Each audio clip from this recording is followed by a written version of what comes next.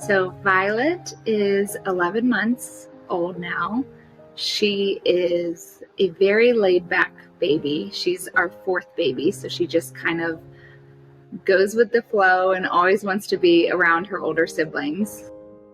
The first signs that we had of her diagnosis were actually right after birth, and she was diagnosed with severe reflux and had an NG tube placed because she could not tolerate more than 1 ounce per hour into her stomach. So she was fed through a feeding tube 24 hours a day.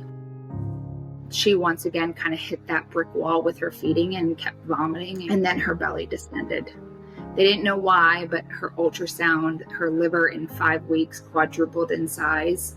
And it looked like she had cirrhosis of the liver because it was completely covered in tumors by that point.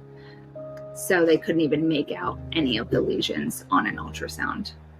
It was a roller coaster once we went back to Hopkins, because at first it was initially like a little bit more pushback, where I think the GI doctor that she saw when she took Violet to the ER had said something to the effect of like, you might not like this answer, this might just be how she is.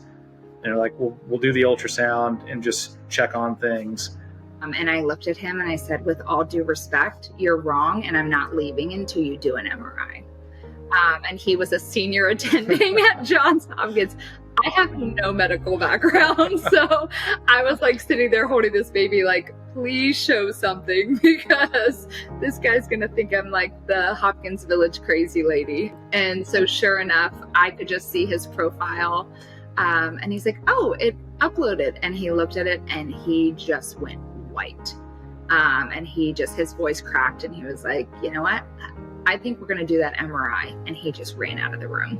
And then the next day they do the MRI, and that same GI doctor comes in with a team of 8 oncologists, and he's like, hey, so not that as severe as like reflux to, hey, your child has neuroblastoma. Yeah, your 12-week-old has cancer, and she was born with it.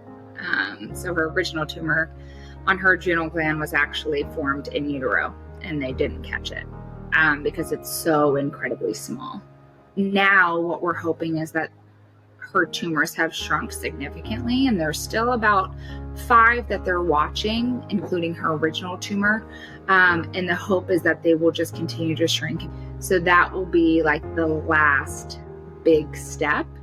So we are just very, very grateful that that she's at where she is.